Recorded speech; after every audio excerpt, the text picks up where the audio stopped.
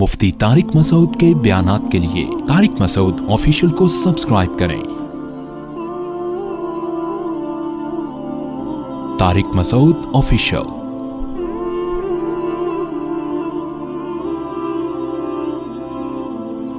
اللہ نے قرآن میں کیا فرمایا؟ ہم جب کسی سے ملاقات کے وقت کہتے ہیں کہ اگر سورج مشرق سے نکلا، تو میں عرض کر رہا تھا اس کا بھی 0.0000000 میں کروڑوں زیرو لگا دو، آگے 1 لگاؤ، اتنا امکان ہے کہ سورج مشرق سے نہ نکلے ہی نہیں، یا مغرب سے نکل جائے تو قیامت کی ایک علامت ہے کہ ایک دن ایسا بھی آئے گا کہ ایک دن کے لیے سورج مغرب سے نکلے گا۔ تو اللہ نے اس سے بھی آگے کی بات کی۔ اما کا مطلب ہے مہما یکن شیء من الاشیاء، اگر کے ساتھ سورج مشرق سے نکلا یہ نہیں لگایا، اگر کے ساتھ ایک آدمی کہہ رہا ہے کسی سے کہ اگر سورج مشرق سے نکلا تو میں کل آؤں گا، امکان ہے نہ نکلے، اگر میری صحت ٹھیک رہی آؤں گا، امکان ہے صحت ٹھیک نہ رہے، اگر یہ دنیا قائم رہی تو میں کل آؤں گا، امکان ہے کہ دنیا تباہ ہو جائے۔ ایک شرط یہ ہوتی ہے کہ اگر دنیا میں کوئی بھی کام ہوا، اگر کچھ بھی ہوا تو یہ کام ہوگا۔ شرط میں اتنا عموم پیدا کر دو کہ کچھ مہما یکن شیء من الاشیاء، دنیا میں جتنے بھی کروڑوں اربوں کام ہے نا، کھربوں کام، ان میں سے ایک کام بھی اگر ہو گیا تو یہ لازمی ہوگا۔ کیا مطلب؟ اب اس میں نو کا آپشن ختم ہو گیا۔ دنیا میں کچھ نہ کچھ تو کسی بھی ٹائم پہ ہوتا ہے کہ نہیں ہوتا؟ کائنات تباہ ہو گئی تو یہ بھی تو کچھ ہوا کہ نہیں ہوا؟ کائنات نہیں تباہ ہوئی تو یہ بھی کچھ ہوا کہ نہیں ہوا؟ تو اللہ نے شرط لگائی، فَأَمَّا مَن طَغَىٰ، جس نے نافرمانی کی، وَآثَرَ الْحَيَاةَ الدُّنْيَا، نافرمانی میں ہر ایک کی اپنی ڈیفینیشن ہے، ہر آدمی نے اپنے آپ کا ایک الگ مذہب بنایا ہوا ہے، اور وہ نافرمانی کر کے بھی کہتا ہے کہ میں خدا کا فرما بردار۔ لہذا اللہ نے نافرمانی کو ڈیفائن کیا ہے کہ نافرمانی کی ڈیفینیشن کیا ہے۔ آثر الحیات الدنیا، جہاں دنیا اور آخرت کا ٹکراؤ ہوا، اس نے آخرت کو برباد کر کے کس کو فوکس کیا؟ دنیا کو۔ اٹ از کالڈ نافرمانی، اٹ از کالڈ طغیان۔ کیا انداز ہے قرآن کا! ورنہ آپ کسی کو بتائیں نا کہ تم یہ تو غلط کر رہے ہو، اس نے کہا غلط کیا؟ میں کسی کا دل تھوڑی دکھا رہا ہوں۔ بعض لوگوں نے نیکی کی تعریف یہ کی ہے کسی کا دل نہ دکھانا، یہ نیکی، حالانکہ بعض دفعہ کسی کا دل دکھانا عبادت بن جاتا ہے۔ ایک سودی بینک میں جاب کرنے والا جس کی سودی آمدن ہو، وہ آپ کو چائے پلائے اور آپ چائے پلانے سے انکار کر دو کہ آپ کی آمدن کیا ہے، ادھر توجہ، ناجائز ہے، تو دل دکھے گا کہ نہیں دکھے گا اس کا؟ لیکن یہاں دل آزاری کیا ہے؟ ثواب بن جائے گی، کیونکہ یہ کس کے لیے کر رہے ہو؟ حضرت ابراہیم علیہ السلام نے جب اپنے باپ کو کہا کہ میں ان بتوں کی عبادت نہیں کروں گا، تو باپ کا دل دکھا کہ نہیں دکھا؟ اتنا دکھا، لَأَرْجُمَنَّكَ اے ابراہیم، میں تجھے پتھروں سے مار کے ہلاک کر دوں گا، وَاهْجُرْنِي مَلِيًّا، مجھے چھوڑ کے چلا جائے یہاں سے۔ دل دکھا کہ نہیں دکھا؟ لیکن ابراہیم علیہ السلام نے اپنے باپ کے دل کے دکھنے کی پرواہ نہیں کی، حالانکہ پیغمبر سے زیادہ اپنے باپ سے محبت کرنے والا کوئی نہیں ہوتا۔ فرماتے ہیں سلام علیک، آپ پر سلامتی ہو۔ باپ سے بد کلامی نہیں کر رہے، بدتمیزی نہیں کر رہے۔ تو بعض لوگوں نے دل دکھانے کو بنایا ہوا ہے کہ دل دکھنا کیا ہے؟ بس دل آزاری نہ ہو کسی کی۔ ہر ایک کا اپنا اسلام ہے۔ تو اللہ نے فرمایا کہ میں دنیا اور آخرت ساتھ ساتھ چلیں گی، ان میں اگر مقابلہ نہیں ہو رہا تو تمہیں دنیا اختیار کرنے کی اجازت ہے، ٹکراؤ نہیں ہے تو ٹھیک ہے، بلاؤ دنیا جتنی۔ سلیمان علیہ السلام کو بھی اللہ نے کتنی دنیا دی، کھاؤ بھی، پیو بھی، گاڑیاں بھی رکھو، لینڈ کروزر میں گھومو اپنے خرچے پہ۔ کوئی اگر حسد کی نگاہوں سے دیکھتا ہے، کسی کو اعتراض ہوتا ہے کہ یہ مولوی کو دیکھو جہازوں میں گھوم رہے ہیں، کبھی وہاں جا رہے ہیں، کبھی وہاں جا رہے ہیں، تو وہ اس کا اپنا فالٹ ہے، کیونکہ اللہ نے انسانوں کے لیے جو چیزیں پیدا کی ہیں، من حرم زینت اللہ اخرج لعبادہ، اللہ فرماتے ہیں کون ہے جس نے اللہ کی زینت کو حرام کیا جو اس نے اپنے بندوں کے لیے پیدا کی ہے؟ تو ان بندوں میں مولوی بھی آتے ہیں کہ نہیں آتے؟ یا وہ کچھ کوئی اور مخلوق ہے؟ اس میں علماء بھی آتے کہ نہیں آتے؟ لوگ ایک تو دعوت دے دے کے بلا کے خود ہی بکرے سامنے لا کے رکھتے ہیں، پھر تصویریں جاتی ہیں فیس بک پہ, لوگ کہتے ہیں ان مولویوں کو دیکھو صبح شام بکرے کھاتے رہتے ہیں, کھلاتے بھی ہیں زبردستی اور اعتراض بھی کرتے ہیں کہ ان مولویوں کے پاس کھانے کے علاوہ بولو, ہمارے فرمایا کرتے تھے یہ عجیب فرقہ ہے مولوی بھی. ایک طرف لوگ کہتے ہیں مولوی کھاتے بہت ہیں, دوسری طرف کہتے ہیں کہ مولوی بنے گا تو کھائے گا کہاں سے. اپنے بچوں کو مولوی بناتے بھی نہیں ہے کہ بنے گا تو کھائے گا کہاں سے. تو خیر یہ تو ایک الگ ٹاپک ہے. تو اللہ نے کوئی حرام نہیں کیا, آپ جائز طریقے سے نعمتیں استعمال کریں, لیکن ایک ٹائم ایسا آتا ہے کہ جہاں دنیا اور آخرت میں ٹکراؤ ہو رہا ہوتا ہے. آپ دکان پہ بیٹھے ہو, لائن لگی ہوئی ہے کسٹمر کی, اور ادھر حی علی الصلاۃ کی آواز آتی ہے. قرآن کہتا ہے فی بیوت اذن اللہ ان ترفع ویذکر فیہا اسمہ یسبح لہ فیہا بالغدو والآصال رجال لا تلہیہم تجارت ولا بیع عن ذکر اللہ. فرمایا کچھ ایسے گھر ہیں اللہ کے کہ جب اللہ کی طرف سے آذان کی آواز اور آذان کی ندا لگائی جاتی ہے تو میرے کچھ نیک بندے بازاروں میں, مارکیٹوں میں ایسے بھی ہیں کہ جنہیں تجارت اور خرید و فروخت اور کسٹمر کا رش وہ اللہ کی یاد سے غافل نہیں کرتا. اس کا مطلب اللہ, آپ تو کسٹمر کو دیکھ رہے ہو ہے بھائی, اذان کے وقت آپ دیکھ رہے ہو کس کی دکان پہ کتنا رش ہے, کون سی چیز کہاں زیادہ سستی ملے گی. اللہ یہ نہیں دیکھ رہا, اللہ دیکھ رہا ہے کہ جب حی علی الصلاۃ کی ندا ہوتی ہے کون دکان کا شٹر گرا کے مجھے سجدہ کرنے کی طرف دوڑتا ہے اور کون نہیں دوڑتا. اللہ یہ دیکھ رہا ہے.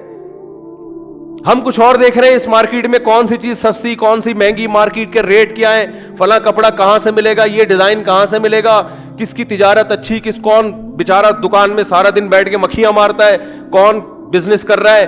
یہ ہمارے ہیڈک ہے. اللہ فرماتے ہیں میں دیکھ رہا ہوتا ہوں اور میں ان کو دیکھ کر اپنی کتاب میں ان کی تعریفیں کر رہا ہوتا ہوں. فی بیوت اذن اللہ ان ترفع ویذکر فیہا اسمہ یسبح لہ فیہا بالغدو والآصال رجال لا تلہیہم تجارت ولا بیع عن ذکر اللہ. فرمائے ان گھروں میں ایسے لوگ آتے ہیں جن کو مارکیٹوں کا جو رش ہے اور کاروبار کی جو گہما گہمی ہے وہ ان کو میری نماز سے غافل نہیں کرتی, اور صبح اور شام وہ یاد کرتے ہیں مجھے. 24 گھنٹے میں ایک دفعہ نہیں, صبح کے وقتوں میں بھی آئیں گے جن میں فجر ظہر کی نماز ہے, اور شام کے وقتوں میں بھی آئیں گے جن میں عصر مغرب اور عشاء کی نماز ہے. کیوں آتے ہیں؟ سوال پیدا ہوتا ہے اللہ یہ کیوں آتے ہیں؟ اتنا بزنس چھوڑ کر, اپنا کاروبار چھوڑ کر لوگ کسٹمر کو تلاش کرنے کے لیے لوگ ترستے ہیں, اور یہ بھیڑ چھوڑ کر دکان بند کر کے کہاں جاتے ہیں؟ مجھے سجدہ کرنے کے لیے. اللہ فرماتے ہیں اس لیے آتے ہیں یخافون یوما تتقلب فیہ القلوب والابصار.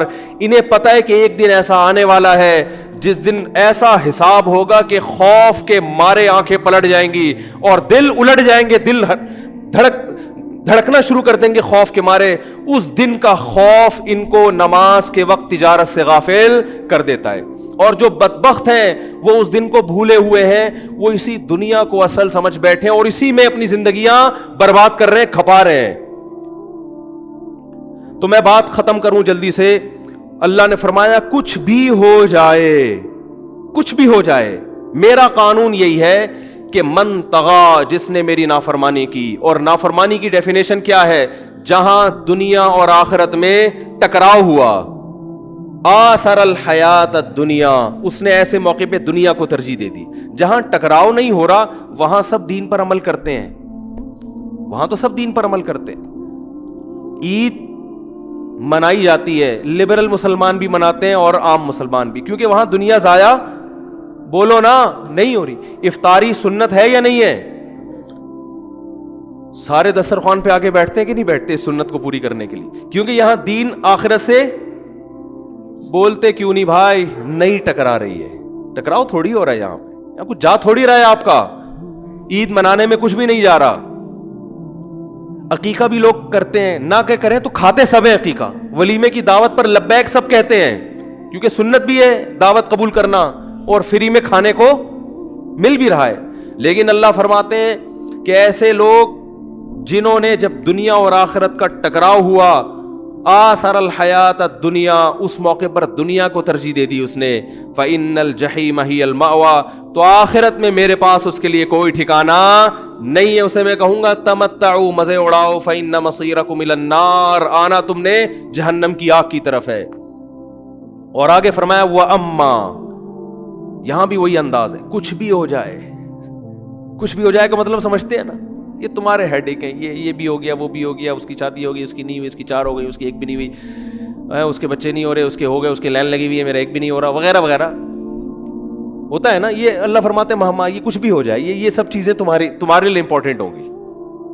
یہ سب کس کے لیے ہیں؟ یہ تمہارے. اس کا کاروبار چل رہا ہے، اس کا نہیں چل رہا، وہ سڑک پہ سوتا ہے، وہ ایئر کنڈیشن روم میں سوتا ہے، گدوں پہ سوتا ہے، اس کی شکل اچھی ہے، اس کی صحت خراب ہے، یہ ہے وہ ہے. اللہ فرماتے ہیں یہ سب تمہارے مسائل ہیں، کچھ بھی ہو جائے.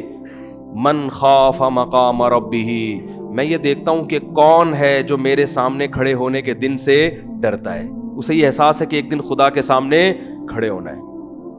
اور کتنا احساس، تھوڑا احساس تو ہر ایک کو ہوتا ہے. تھوڑا احساس تو وہ تو کافر جو خدا کے منکر ہے نا، تھوڑا سا وہم ان کو بھی ہوتا ہے کہ ایسا نہ ہو کہ آخرت ہو جائے. فرمایا اتنا احساس وَنَهَى النَّفْسَ عَنِ الْهَوَىٰ، کہ اپنے آپ کو ناجائز خواہشوں سے وہ روک لے. کیا انداز ہے قرآن کا. یہ نہیں کہا کہ اتنا احساس کہ اپنی تمام خواہشات کا گلا گھونٹ دے وہ، نا نا نا نا نا، پھر تو بھائی سب کے لیے زندگی گزارنا ناممکن. حلال خواہشات نہیں. نَهَى النَّفْسَ عَنِ الْهَوَىٰ، اپنے آپ کو، الہوا الف لام عہد کا ہے، کہ اپنے آپ کو ان مخصوص خواہشات سے روک لے جو میں نے حرام کی ہیں. فإن الجنت ہی المأویٰ، فرمایا جنت کے باغات اس کا ٹھکانہ ہے. کیا مطلب؟ جنت کی ڈیفینیشن کیا ہے؟ لکم فیہا ما تشتہی انفسکم، تم نے اپنی خواہشات کو میرے لیے قربان کیا تو ایسی جگہ اللہ نے بنائی ہے جہاں خواہشات پوری ہونے کے علاوہ کوئی کام نہیں ہے. وہاں اس کا نام ہی خواہشات کے پوری ہونے کی جگہ ہے.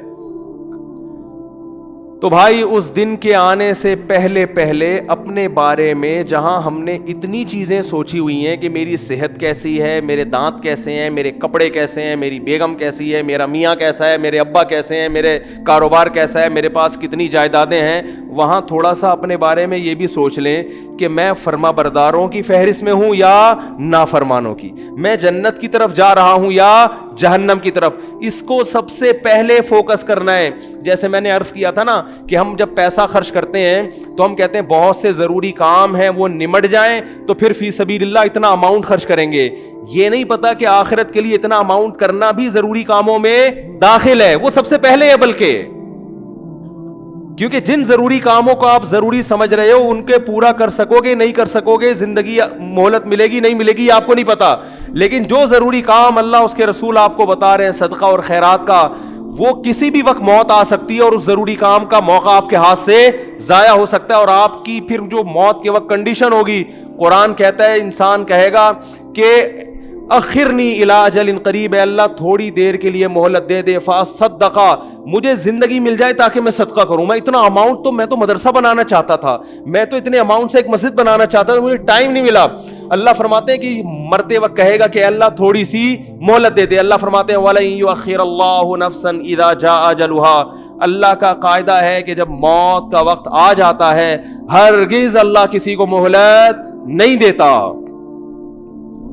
تو بھائی اپنے بارے میں میری بھی ذمہ داری، آپ کی بھی ذمہ داری کہ ہم اپنے آپ کو پرکھیں کہ ہم باقی چیزوں کو تو بہت فوکس کر رہے ہیں، صحت کے حوالے سے بھی، اور سب سے زیادہ تو دولت اور کاروبار کو فوکس کیا جاتا ہے. صحت کو بھی دوسرے درجے میں رکھا ہوا ہے لوگوں نے. پیسہ ہے تو بھلے کوئی فرق نہیں پڑتا، بیمار بھی ہو کوئی بات نہیں، پیسے والا ہے.